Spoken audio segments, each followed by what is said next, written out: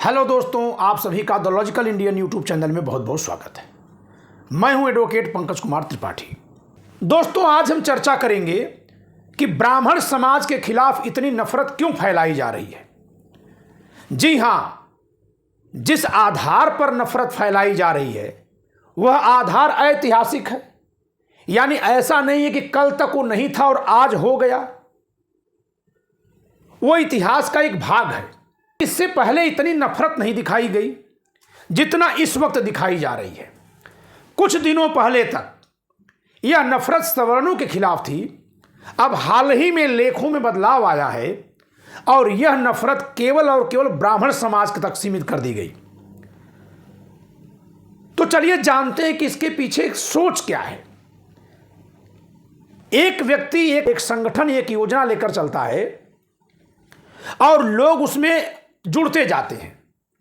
जो जुड़ते हैं वो अपनी पसंद के कारण जुड़ते हैं, उनको वो कंटेंट अच्छा लगता है तो जुड़ते हैं।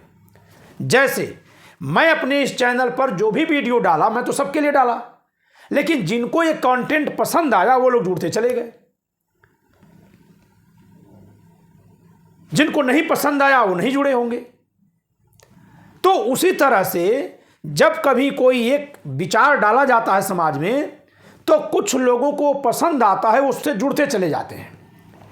जो जुड़ते हैं वे शिकार भी हो सकते हैं। कब?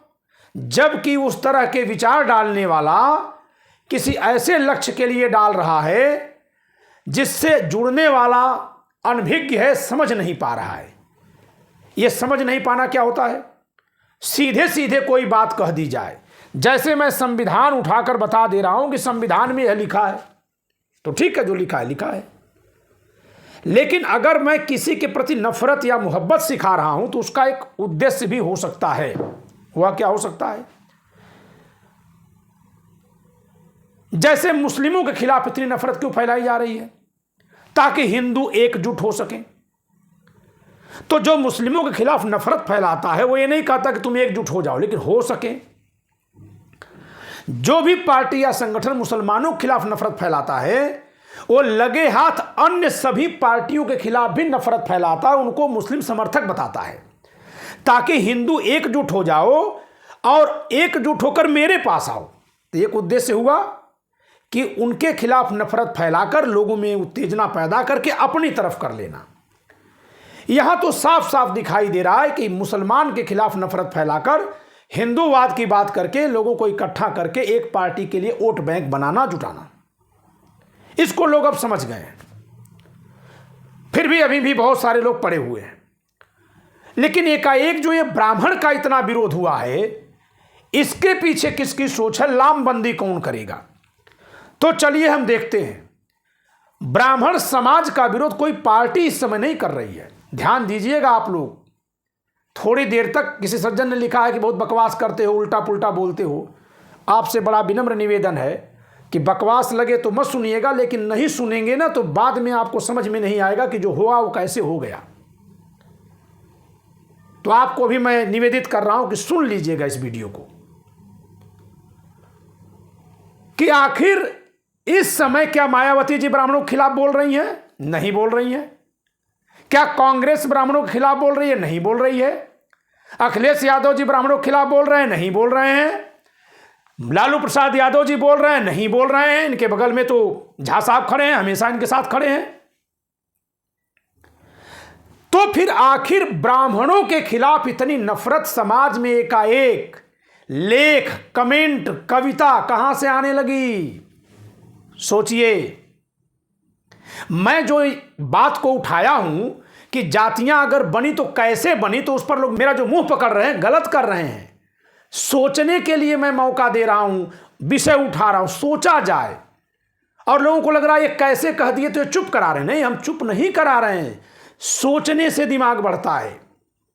यह अध्ययन का, विकास का एक हिस्सा है। सोचिए। अगर कोई कह दे कि नहीं वो आदमी उस दिन तो यहां नहीं था तो उसको इसने कैसे मारा, तो ये मत सोचिए कि वो ये कह रहा है कि उसको नहीं मारा। वो ये नहीं कह रहा है, वो आप पर और सोचने का भार डाल रहा है कि अब बताइए कैसे मारा। फिर सोचिए कि हाँ उस दिन तो नहीं था लेकिन जब लौटा तब मार दिया होगा। सोचिए। और तो जब सोचेंगे तो ये चीजें बहुत जल्दी दिख जाएंगी। कौन सी चीजें? जो आज के समय में षड्यंत्र हो रहे हैं। ब्राह्मणों के खिलाफ एकाएक इतनी नफरत क्यों की जा रही है? तो चलिए जरा सोशल मीडिया पर आपको अगर सवर्णों में मोदी जी के खिलाफ देखेंगे बोलने वालों को, प्रखर वक्ताओं को, ठीक है, ब्राह्मण समाज एक जाति के तौर पर बीजेपी का वोट बैंक है, इसमें कोई संदेह नहीं है। तमाम लोग कहते हैं आप दलितों को डांट रहे हैं, ब्राह्मणों को क्यों नहीं डांट रहे हैं? नहीं डांट रहे हैं। उनकी संविधान में उस तरह से आस्था नहीं है। आज उनको समझ में नहीं आ रहा है, कल आएगा। लेकिन जिसको समझ में आ गया है उसको तो पूरा आ जाए जल्दी से, ताकि कुछ तो बचाया जा सके। इसलिए डांट रहे हैं। हक समझ रहे हैं तो डांट रहे हैं। लग रहा है कि समझाना आसान है तो डांट रहे हैं।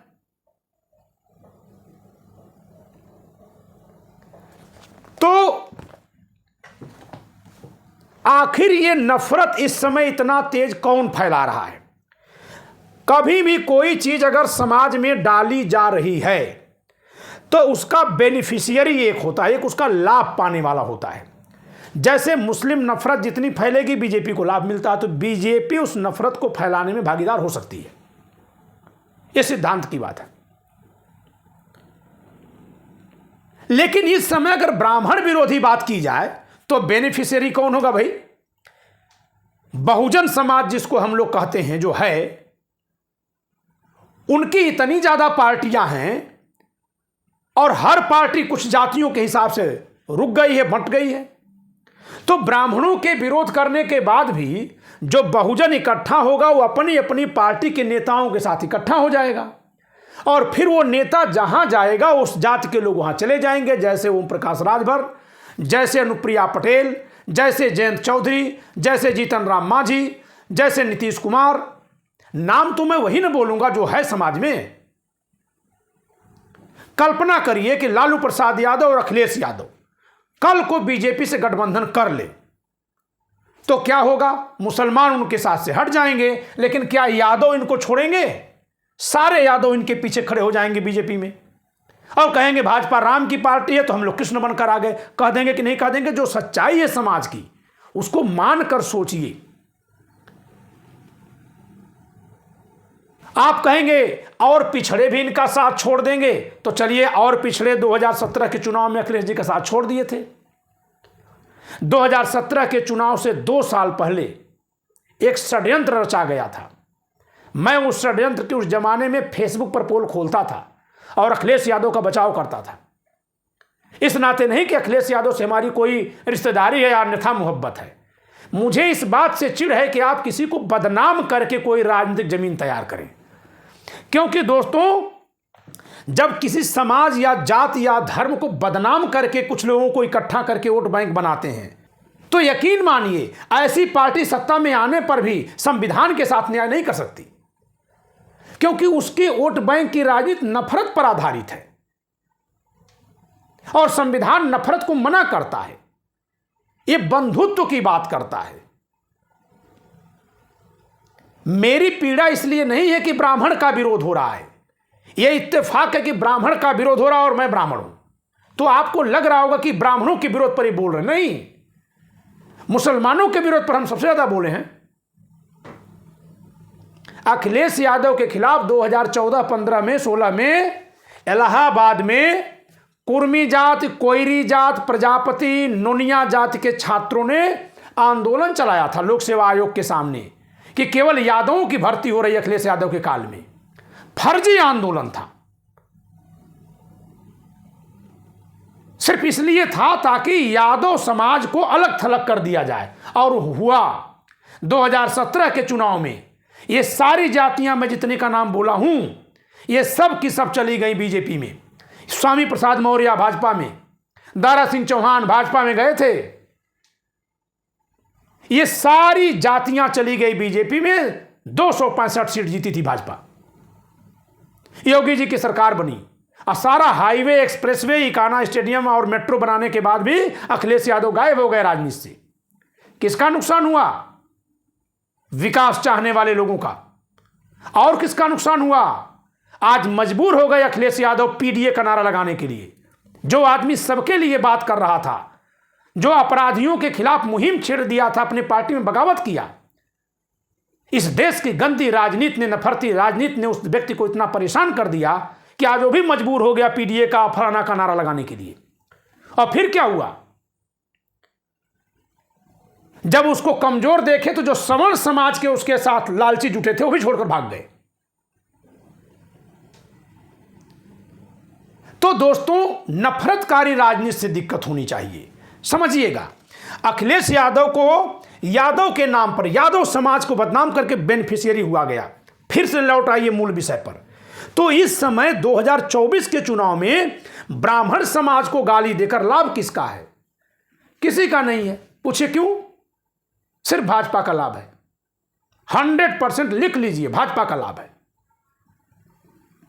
लेकिन भाजपा का वो पर्चा कौन फैला रहा, फॉरवर्ड कर रहा है ब्राह्मणों के खिलाफ? वह समाज कर रहा है जिसको भाजपा फूटी आंख नहीं सुहाती। आप उसका काम कर रहे हो। पूछिए कैसे कर रहे हैं आप ऐसे कर रहे हैं कि 25 पार्टियां हैं अपनी अपनी जातियों की। ब्राह्मणों के खिलाफ नफरत करने से इन पार्टियों में जो जात का नेता है उसी के साथ वो जाति रहेगी, कुछ भी एक्स्ट्रा नहीं आना है। जितना कंपैक्शन होना हो चुका है। ब्राह्मणों के खिलाफ कितनी नफरत फैला दी जाए कि सारे बहुजन पार्टियां इस चुनाव में एक हो जाएंगी। नहीं होंगी, अब तो जो होनी थी हो गई। फिर ऐन चुनाव में आप खुद देखिए, बहुत तेजी से बहुत सारे मैसेज आने लगे हैं और वायरल होने लगे हैं। कभी आपने सोचा लिखता कौन है? ये इसलिए लिखा जा रहा है क्योंकि सोशल मीडिया पर अगर सवर्ण समाज में कोई सबसे मुखर होकर के मोदी के खिलाफ बोल रहा है तो ब्राह्मण समाज के लोग हैं। मैं फिर से स्पष्ट कर दूं, ब्राह्मण समाज एक जाति के तौर पर भाजपा का पक्का समर्थक वोटर है, उसमें कोई संदेह नहीं है। लेकिन ब्राह्मण समाज चूंकि सबसे बुद्धिजीवी कौम है, इसलिए ब्राह्मण समाज ही विद्रोही भी होता है। वो तमाम कुरीतियों के खिलाफ विद्रोह करने में भी आगे होता है। दलित साहित्य सबसे पहले ब्राह्मण समाज के ही लोग लिखे, अगर ग्रंथ लिखे तो वो जो विद्रोही तेवर वाले ब्राह्मण हैं उनको परेशान करने के लिए ये चाल चलवाई गई है। सबसे पहले ये देखना होगा कि किसी भी तरह की अगर नफरत सुनियोजित तरीके से फैलाई जा रही है तो उसका फायदा किसको मिल रहा है। तो फिर से मैं बता दूं कि चाहे ब्राह्मणों के खिलाफ कितनी भी नफरत फैलाई जाए, शेष जो समाज ब्राह्मणों के खिलाफ नफरत से एक होगा वो कहां जाएगा, किस पार्टी के पास जाएगा? फिर से मैं उन पार्टियों का नाम लूंगा। उत्तर प्रदेश में अखिलेश यादव और बिहार में लालू प्रसाद यादव। इन दो पार्टियों को छोड़ दीजिए तो बहुजन समाज की सारी पार्टियां कहां हैं? बीजेपी के गोद में खड़ी हैं, या अगर बीजेपी के विरोध में है तो विपक्ष के भी विरोध में है। तो कंपैक्ट होकर के भी वोट कहां चला जाएगा? उन पार्टियों के पास जाएगा। ठीक है, बीजेपी के पास नहीं जाएगा, वहां गठबंधन है, घूम करके कहां जाएगा सीट से? तो ब्राह्मण विरोधी जो मुहिम चलाई जा रही है वो कांग्रेस के साथ जो पार्टियां खड़ी हैं उनको कमजोर करने के लिए, क्योंकि बीजेपी के साथ ज्यादा पार्टियां खड़ी हैं बहुजन समाज की। अब दूसरी बात कि एक और कारण है ब्राह्मण समाज के खिलाफ नफरत फैलाने का।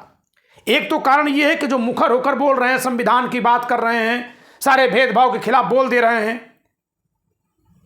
और इसका कोई जवाब किसी के पास नहीं है, किसी नेता के पास। ले चलिए हम अमित शाह के सामने, रत्ती भर भी आंख अगर मेरी पलक झुक गई डर के मारे तो कहिएगा, कोई डर नहीं है। तो उनको पता है कि यह समाज सदियों से आंख में आंख डालकर बात करने वाला है। इस समाज को इनके पक्ष में बोलने से हटाओ। हटाने का तरीका क्या है?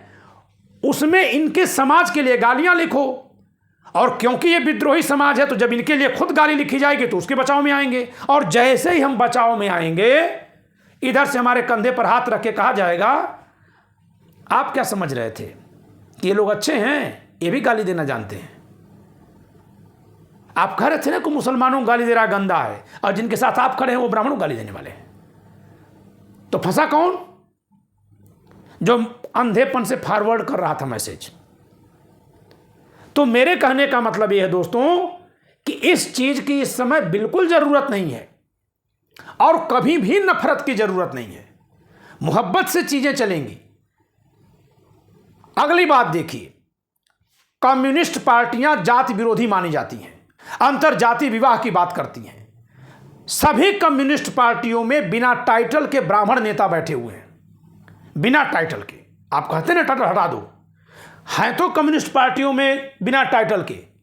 जमीनों के आंदोलन में बिहार के भूमिहार कितने मारे गए, जेल में गए, अपने ही समाज के खिलाफ आंदोलन कर रहे थे। तो कम्युनिस्ट पार्टियों के साथ क्यों नहीं लोग जुड़ जाते जो जाति विहीन समाज चाहते हैं?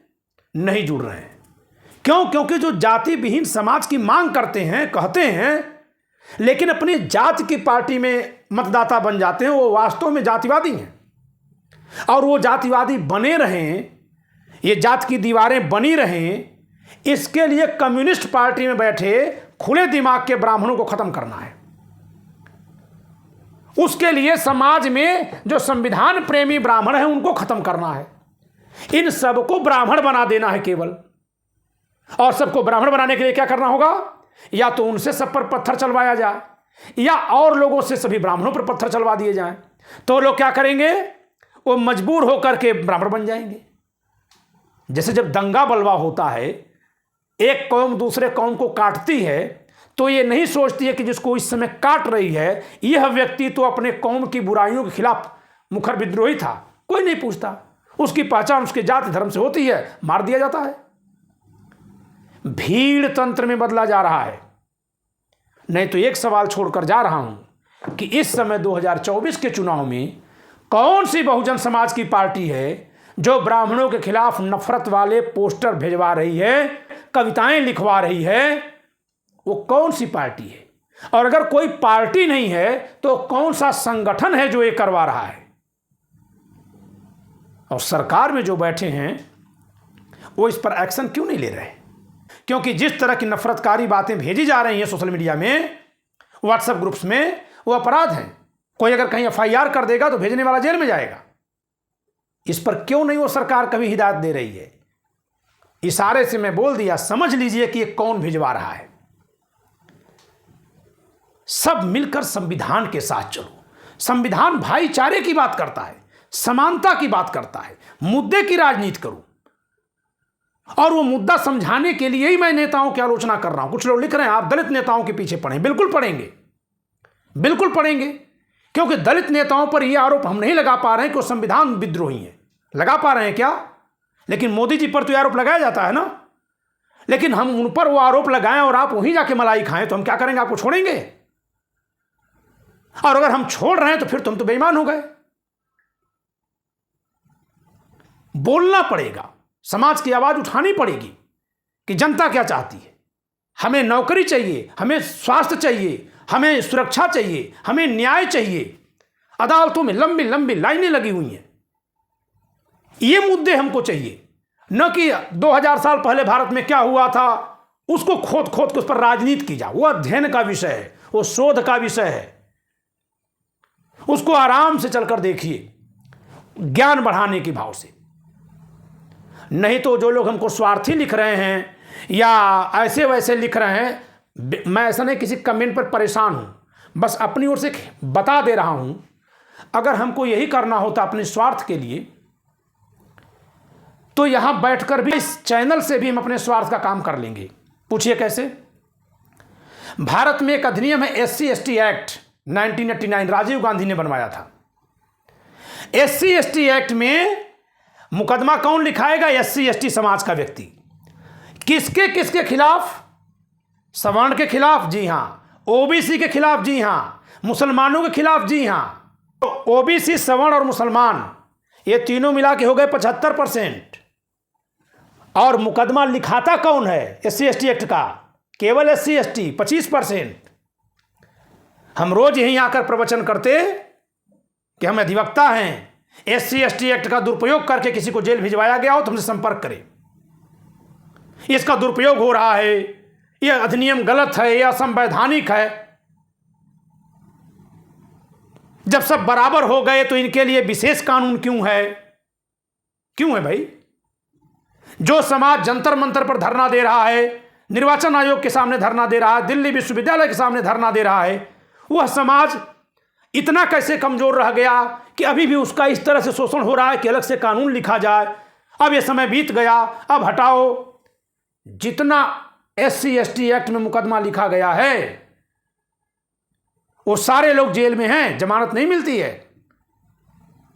हमारे पास झोला झोला में भर के मुकदमे आने लगेंगे।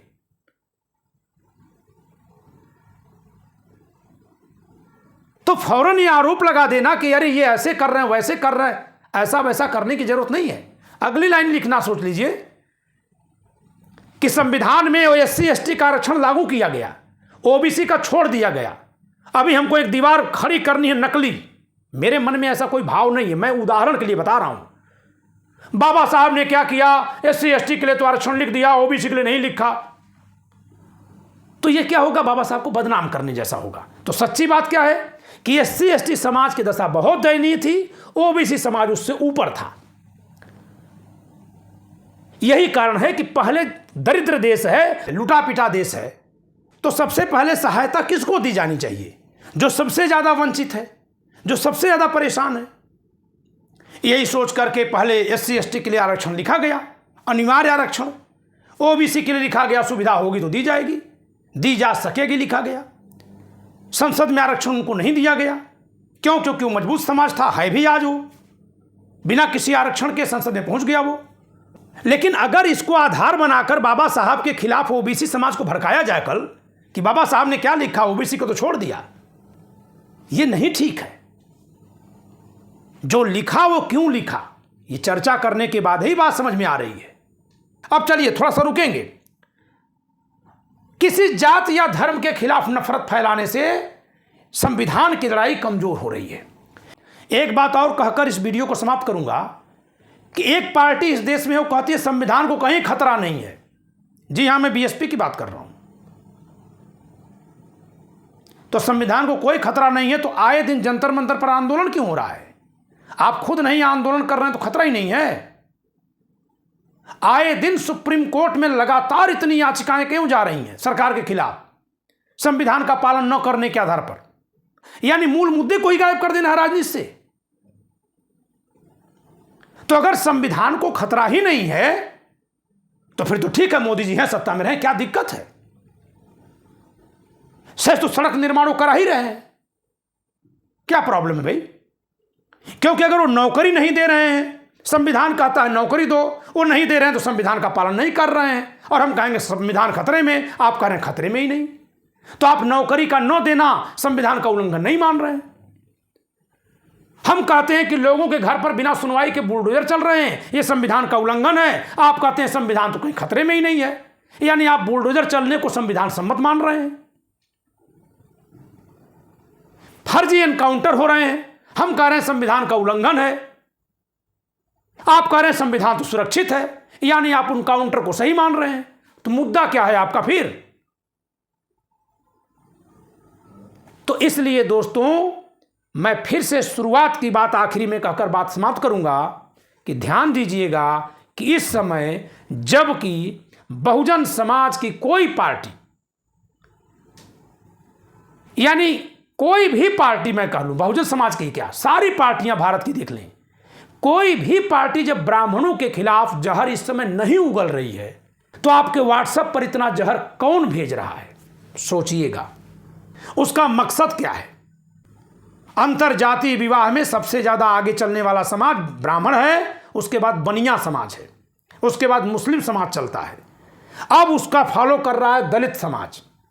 OBC की भी कुछ जातियां आगे आने लगी हैं। इससे जाति व्यवस्था समाप्त हो सकती है। अगर ब्राह्मण को टारगेट पर करके उससे नफरत करवा दी जाएगी तो ब्राह्मणों के द्वारा जो अंतर जाति विवाह करके त्याग किया जा रहा है, त्याग ही मैं कहूंगा, त्याग का मतलब परिवर्तन, जो भी कर रहा है परिवर्तन कर रहा है, त्याग कर रहा है, वो रुक जाएगा। और जब वो रुक जाएगा तो लोग जातियों में अपने अपने बंधे रहेंगे। यानी कि ब्राह्मण के खिलाफ नफरत फैलाने के पीछे का मूल उद्देश्य यहां तक है। ये भूलिएगा मत कि इस देश में दंगों में जितने हिंदू मुसलमान मारे गए होंगे उससे ज्यादा ब्राह्मण काटे गए थे कश्मीर में। सरकार किसकी थी बताने की जरूरत नहीं है। कांग्रेस नहीं थी, बीपी सिंह की सरकार थी और समर्थन बीजेपी का था। उस समय ब्राह्मण काटे गए हैं कश्मीर में। तो आप ये मत समझिएगा कि ब्राह्मणों के खिलाफ कोई नफरत इसलिए नहीं करवाएगा क्योंकि ब्राह्मण उनका वोट बैंक है। वोट बैंक को ही पार्टियां काटती हैं। तो नफरत कौन फैला रहा है, थोड़ा ध्यान से दिमाग लगाकर सोचिए।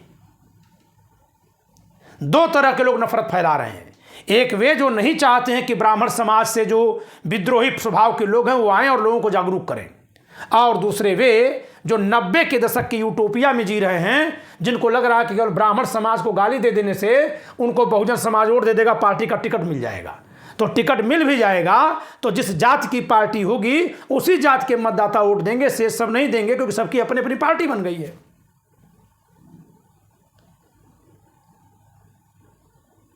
तो इन बातों को ध्यान में रखिएगा कि इस तरह की गाली देने वालों का मकसद क्या है, इस बात का ध्यान रखिएगा।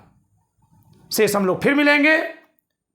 अब मैं इन विषयों पर चर्चा थोड़ी कम करूंगा क्योंकि मुझे नहीं लग रहा है कि समाज अभी इतना चैतन्य हुआ है कि कितनी गंभीर बातों को सुने और सहे।